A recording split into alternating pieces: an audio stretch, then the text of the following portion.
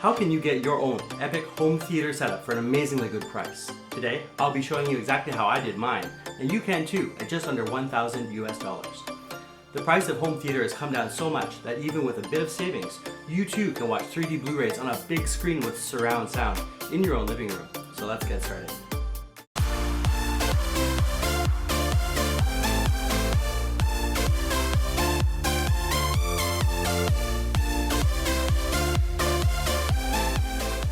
First off, you need an HDMI 1.4 or higher 3D 1080p projector. My pick was the Optoma HD26. Over a year ago, it sold for $800. Now it lists for $525 online. You'll need to choose a projector with high lumens, as sunlight in the room or surrounding light bleed will appear to wash out the picture. The Optoma HD26 has a 3200 ANSI lumen rating, one of the highest in its class. I'm impressed with a sharp, clear picture and vivid colors. It does my preferred side-by-side SBS 3D format and handles over-under, also known as top and bottom, TAB, and frame-packed, though I haven't tried any of this format yet.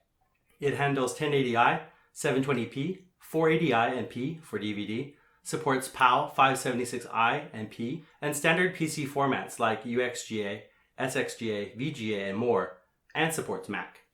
I really like the white exterior, which blends into the living room. The unit runs quietly, and when there's a bright screen for a while, the fan kicks up to dissipate the heat. Even 3 feet above my head, I only notice it when a brightly scened movie is quiet. It comes with 2 HDMI inputs, one supporting MHL, as well as a 12-volt out, audio out via headphone jack, 3D VESA out, and USB firmware upgrade port. The unit has a built-in 10-watt speaker, which is tinny and a last resort if you have nothing else. Now, if you need to replace the bulb, Optoma says the HD26 lamp is rated for 6,000 hours, though the replacement assembly with the exact same bulb for $145 is apparently only rated for 2,000 hours. Weird. With all bulb-type projectors, halfway through their life, the lumens will have gradually dropped in brightness, so have a look at bulb replacement prices before you choose. I recommend not using third-party bulbs. The savings are great, but will the bulb company cover any damage to your projector? No. And I can tell you that your projector maker will not cover melting or exploding damage caused by a third-party bulb. The unit comes with a nice looking lens cap designed to protect the lens in transit, but is tricky to put on for a mounted system, and you're always going to need to focus again after removing it. I wish they had something more like a DSLR pinch cap cover. With HDMI at 1.4 and above, you can play back 3D content from Blu-rays at 1080p, or game in 3D at 720p with the games on the PS3 or current gen PS4, which is still oddly 3D 720p. The PS3 has over 100 3D titles like Uncharted 3, Crysis 1 and 2, Assassin's Creed 3, Ridge Racer 7, Splinter Cell, SOCOM 4, Mortal Kombat 9, and the amazing Gran Turismo 5. Xbox 360 has 46 3D games, and the PS4 has just 14 3D games. I couldn't find 3D Xbox One titles. I tried out Gran Turismo 5 and it is truly breathtaking. The depth of field and feeling is top notch, and you should really try it out at least once. Here, I'm going to walk through the Optoma HD26's menu, starting with the different display modes: Cinema, Reference, Game, Vivid, Bright, and User. Here we look at the close-up of the Flash's face, going through the same modes for comparison. Getting back to the menu, we'll go through the brightness, contrast, and sharpness. Now with sharpness, I found the higher settings introduce artifacts, so I'm leaving it at 0. Here's color, tint, and advanced, which gives us another menu with gamma, brilliant color, dynamic black, color temp, and color settings. Going down, there's also color space, which you can change between auto, RGB 0 to 255, RGB 16 to 235, YUV, and back to auto. Next menu over, we have display, with format having 16:9, LBX, native, super wide, and 4:3 options. Edge mask removes edge encoding noise. Zoom is here. It's actually a digital zoom, displaying a smaller picture on the same 1080 display, so you'll lose resolution from 1:1 pixel ratio and there's no brightness gain. Image shift, you can move the image left, right, up, and down, but again, you'll shave off display pixels. Vertical keystone allows you to fix the picture if your replacement is off, again digitally, and you'll lose resolution, so it's important to get the mounting right in the first place. The 3D menu has off, DLP Link, and 3D VESA options. You can see what happens here as the projector chops the screen in half for 3D and layers it. And then it goes back to normal when I turn it off. Setup has 27 different languages to choose from. Outstanding. Projection gives you positions of front ceiling, front floor, and rear ceiling. You can change menu location to any corner or the center, although I would have liked to have seen a bottom center option. I'm choosing bottom left here. As you see, the center choice will cover the picture you're trying to adjust. Audio settings controls the internal speaker, mute, and volume.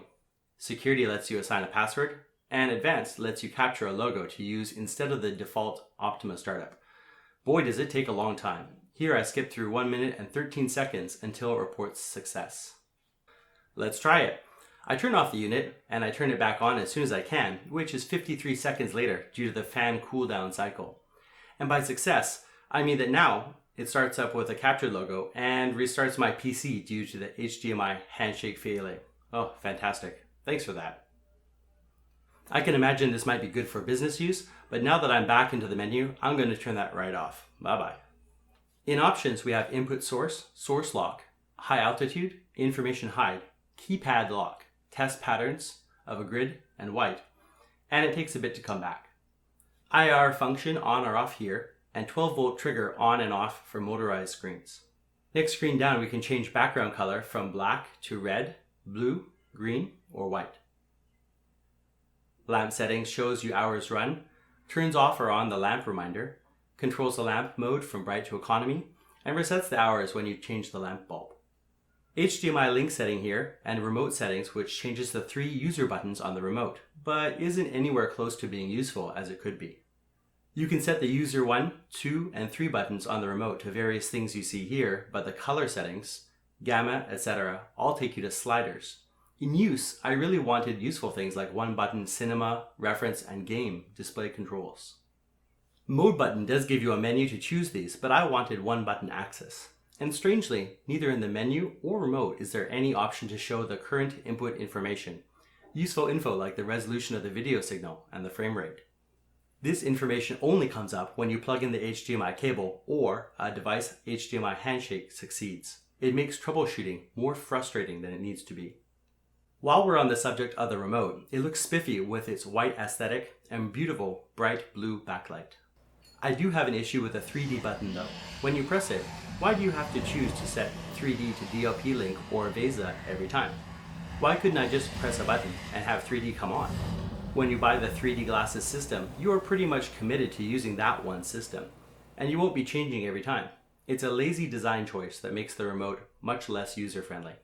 My screen is a generic 100-inch Opto Artist I picked up for $100, though a quick search found a similar one here at $65 US on Amazon. Personally, I'm a fan of roll-up screens, though there are framed options. Motorized screens are slick, but they need extra wiring and eventually maintenance. Screen shopping can be confusing because manufacturers may list size from corner to corner, not necessarily measuring 16:9 aspect ratio. For example, I have a 4x3 100-inch screen measuring 82 inches wide by 63 inches tall. Screens have black borders around the edges, so now it's 98 inches. With a HD26 slightly overscanning a 1080p image, it actually can display just 90, and anamorphic or 235:1 movies can show just 85 inches. Overall, this setup is $600 for an amazing 90-inch display, though I continue to use my 55-inch $1,000 BenQ for normal daily use and when I need the lights on. If you're considering a 235:1 screen, be aware normal 1080p shows like The Flash will get a chunk cut off both the top and bottom unless you install your projector in the perfect position to use either end of the focal length for both settings. Tricky and not practical. Just go for the 16:9. Done. Remember, your screen width will determine how large you can actually go. Extra screen height is good though, allowing vertical adjustment of your picture. When you buy your screen, check the excellent online resource at projectorscreen.com. You can put in the width and see the maximum size you can get, as well as an easy projector setup calculator, where you select the projector model and adjust sliders for throw distance and screen size, telling you how far back and how high to mount it. Mounting the projector wasn't difficult, although it took a bit of planning. At only 5.5 pounds or 2.5 kilograms, the HD26 is light and not hard to put up. Plan your screen and projector locations, but install the screen first. After the screen was up, I put the projector on a ladder and stand to get the correct position before drilling. For the mounting point, I had to measure several times to get the exact center of the screen. I had to swap to a longer mount, as the front ceiling mount position shoots downward a bit. It's 128 inches or 350 centimeters from the screen to the edge of the projector, just shy of 11 feet. And from the floor to the bottom of the unit is 71 inches or 180 centimeters. The mount design allowed me to run power and HDMI through it, and since I have recessed lights, I chose to put them up over the edge instead of drill a big hole. The mount I picked up for about $30. I recently decided to get all the 3D set up, and initially went with the Optoma 3D VESA RF glasses, buying 2 pairs of ZF 2100s, bundled with a BC100 RF transmitter I found at clearance. I quickly found I couldn't get more of the same. Optoma discontinued the model and released the second gen ZF 2300 glasses with a BC300 RF transmitter. Doing research, I found the first gen glasses won't work with a new transmitter, and the second gen glasses don't work with the old one. I'm not sure if this is poor planning by Optoma or the glasses manufacturer Bit Cauldron, but as a customer, it certainly left me with a bad taste. I was luckily able to return them on the last day, when I found I was stuck with outdated, incompatible tech. This is part 1 of 2. When the video is ready, the link should appear here. If you want to see more videos like this, please subscribe for new content. Sharing on Facebook or Twitter means a great deal to a developing channel like mine, so if you have a moment, that would be really awesome. Hit that like button if you think it was great, or tell me why it sucked. No! And leave me a comment if you have questions, or tell me what you'd like to see next. I'll put up the next episode shortly, so stay tuned, and thank you very much for watching.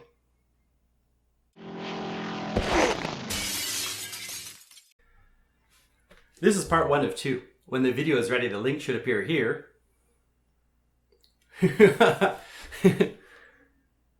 What's that mosquito doing on Barry Allen's face? Oh, terrible. I'll get the fly swatter here. Haha! Got you. Ugh, get some.